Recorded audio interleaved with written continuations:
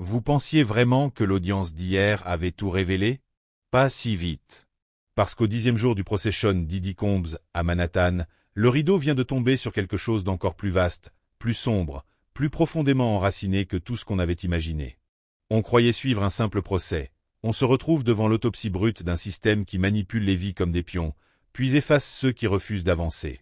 Tout est présumé, bien sûr, mais écoutez jusqu'au bout, et essayez seulement de prétendre que cela ne vous glace pas le sang.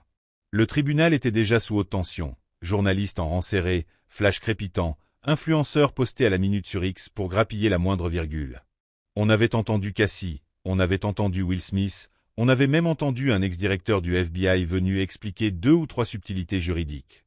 Ensuite, hier, Ice Cube avait transformé la salle d'audience en salle de réveil collectif.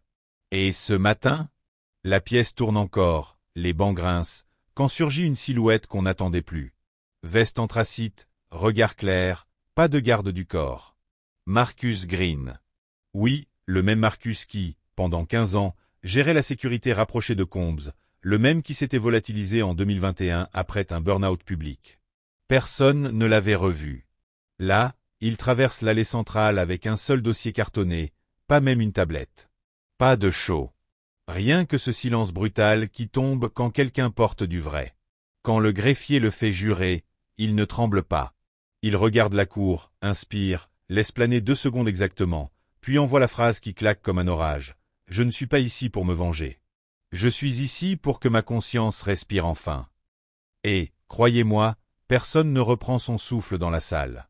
Vous sentez le picotement? C'est la peur panique de ceux qui se pensaient intouchables. Green déroule, vidéoprotection, journaux de présence, inventaire de portables confisqués, heure d'arrivée-départ, non codé, alias, GPS de jet privé, copie de badge RFID. Pendant une décennie, chaque fête, chaque week-end stratégique, chaque after hors réseau est consigné. Les visages floutés sur YouTube? Green les a en 4 canons retouchés, avec métadonnées confirmant date, heure, lieu. Moussaillon, on parle de la mémoire totale d'une machine à secret, plus de 17 téras de silence compressé. Et c'est là que la salle craque pour la première fois. La juge lève la main, réclame le calme. Mais comment rester calme quand l'ancien chef de la sécurité affirme que la moitié du top 100 Billboard a été profilé, documenté, puis canalisé? Profilé comment? Documenté pourquoi? Canalisé qui? Il laisse planer l'ombre d'un sourire, comme pour dire « J'y viens ». Flashback brutal, 1997, inauguration d'un club hyper VIP sur la 46 rue. Green était jeune, pensa qu'il ouvrait des cordons de velours pour des stars juste un peu éméchées. Diddy, déjà maître de cérémonie. Sauf qu'en coulisses, il y avait ces salons fantômes où aucun DJ ne mixait. Là, dit-il, l'enregistrement commençait. Caméra micro 4 mm dissimulée, micro HF dans les statues Murano, câblage vers un régie clandestine. Pas pour diffuser, pour stocker. Pourquoi? Demande l'avocat général. Green tourne la tête, fixe le jury. Parce qu'un artiste avec un secret est un artiste qu'on peut ranger sur une étagère. Silence. Vous avez la gorge nouée? Normal. Coupez net et revenons à aujourd'hui. Green n'est pas seul. Il tend la main, et la porte s'ouvre. Entre Mila Jordan, avocate spécialisée en droit d'auteur, discrète jusque-là. Son rôle? Blanchiment de copyright. Vous pensez que ça n'a rien à voir? Patience. Mila explique que, depuis 15 ans, certaines parts de royalties disparaissaient puis réapparaissaient sur des trusts aux îles Caïmans, liées à des entités qui, étrangement, détenaient aussi des boîtes de sécurité physique à Los Angeles, Miami, Nassau. Dans ces boîtes? Des disques durs. Dans ces disques? Des images. Vous comprenez le puzzle? Argent sale déguisé en droit d'auteur, secret déguisé en actif, vie réduite à des garanties collatérales. On vous paye avec votre propre réputation tenue en otage. Pas mal, non? Et c'est là que ça dégénère. Parce que la procureure, profitant d'un flottement, balance le nom d'un certain projet Avalon. Le dossier n'est encore qu'un recto verso sous scotch, mais il suffit à jeter la panique dans le regard de la défense. Avalon, selon Green, c'est la liste maîtresse. Plus de 300 personnalités classées par niveau d'obéissance. Vert, jaune, rouge. Vert, prêt à tout, pas de risque. Jaune, surveillance renforcée. Rouge, dossier préarmé pour destruction médiatique instantanée. Devinez qui était tout en bas, clignotant en rouge vif? Jamie Foxx. Puis, juste au-dessus, 3 noms qui mettent les frissons. Lauryn Hill, Abel Tesfaye, vous le connaissez sous The Weeknd, et un réalisateur oscarisé qu'on ne citera pas ici, tout est allégué. Green dit avoir vu des montages vidéo prêts à fuiter, compilations compromettantes, mixées avec des extraits hors contexte, voix déformées, datations truquées, de quoi détruire en un tweet. Vous l'entendez, la machine? Elle tourne depuis des lustres. Vous croyez que c'est tout? Non. Flashback, 2003. Green escorte Combs à un dîner prétendument caritatif à Aspen. Petit comité, neige artificielle, invité trié par badge holographique. Au sous-sol, un lounge feutré. Là, Green aperçoit un homme qu'il reconnaît aussitôt, Docteur. Sauf que Docteur, ce soir-là, n'a pas l'air en visiteur. Il porte un badge or, qui ouvre la Salem. La Salem? Green y pénètre en catimini, grâce à un double de passe-chef qu'il n'aurait même pas dû garder. À l'intérieur, écrans multiples diffusant en mosaïque des caméras de surveillance, dont certaines situées dans des villas californiennes privées. Green comprend qu'il regarde en direct la vie d'artistes qui ne savent pas être filmés. Et Docteur, penché sur un pupitre tactile, tag des timecodes, clip 17, 4h02 et 4h17, conservé.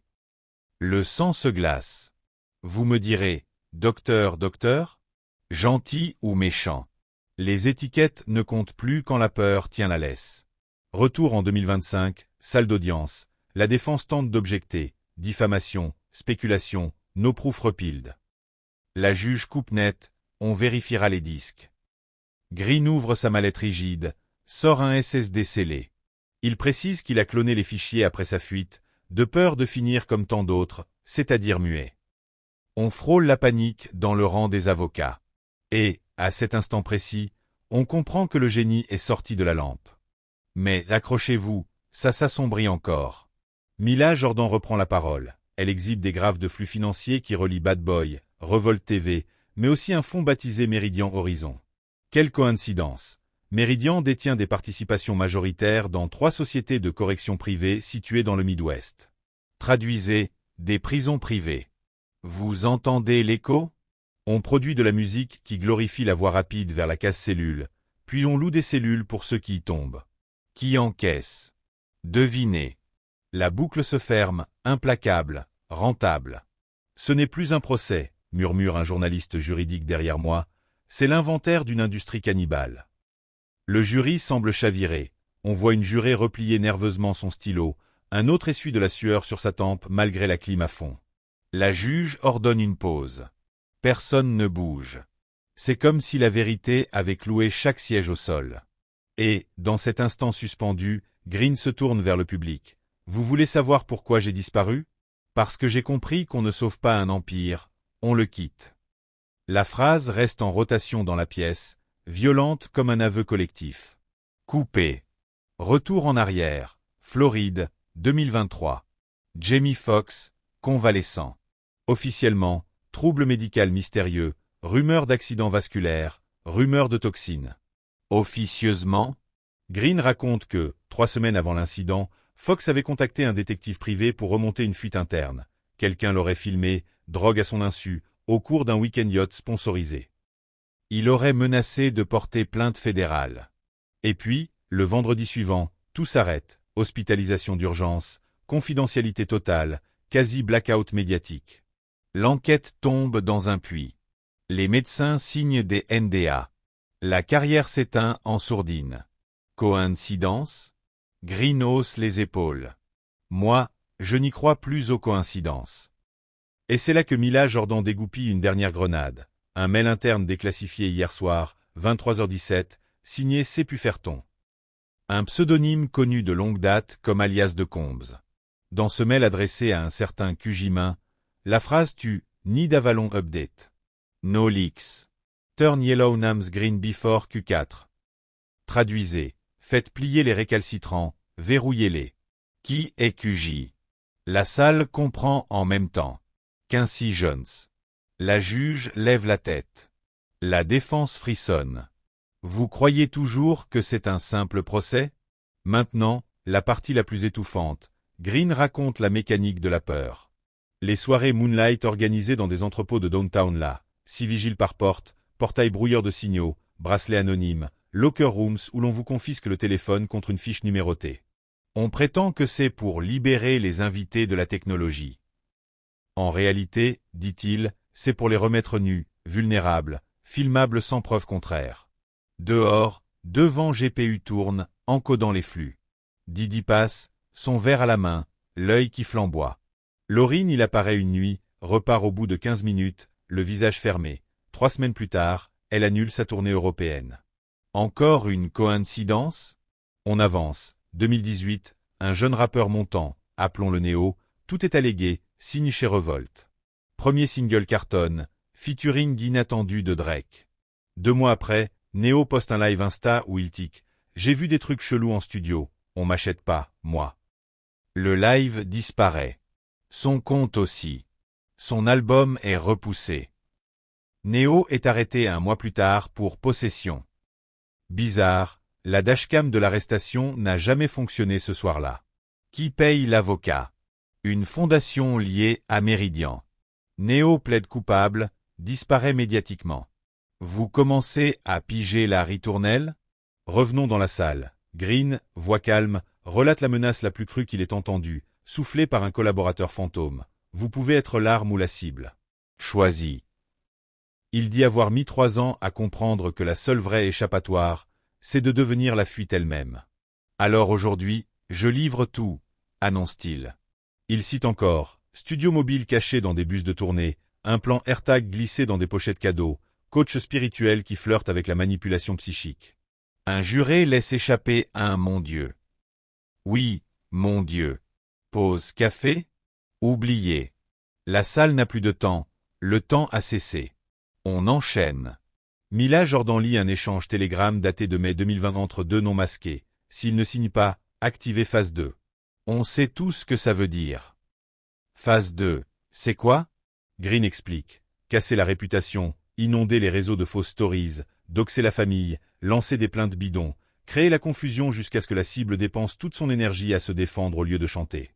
Phase 3, lui, c'est l'ultime. Sortie d'un clip compromettant, montage sale, menace voilée d'accusations pénales. Et, dans certains cas, l'accident orchestré.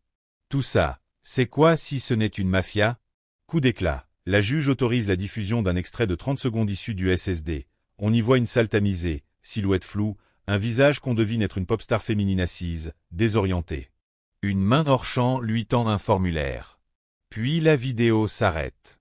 Suffisant pour que 8 jurés détournent le regard, littéralement esséhurés. La défense proteste. On ne sait pas si la vidéo est authentique. Green répond calmement. L'empreinte numérique correspond au serveur interne Bad Boy. Horodatage, 2016, 4h02 du matin, géolocalisation Malibu Canyon. La procureure sourit. Vous sentez la terre trembler? C'est le mythe qui se fissure. Et pourtant, malgré l'énormité, quelque chose reste plus grand, plus énigmatique encore. Qui orchestre dessus? Qui tient vraiment la matrice? Green glisse un nom de code, The Ivory Tower. Jamais vu dans les médias, jamais cité, juste murmuré entre insiders. Venir devant la justice, c'est déjà un pas. Mais exposer l'Ivory Tower, c'est risquer la disparition pure. Alors Green laisse flotter le doute. Ils ne sont pas à ce banc, ils montrent la défense.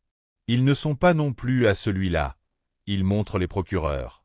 Ils regardent tout ça depuis très loin, prêts à déplacer des milliards parce qu'un témoin trop bavard a tremblé. Vous comprenez la saturation? On n'assiste plus à un procès, on scrute l'ombre derrière l'ombre.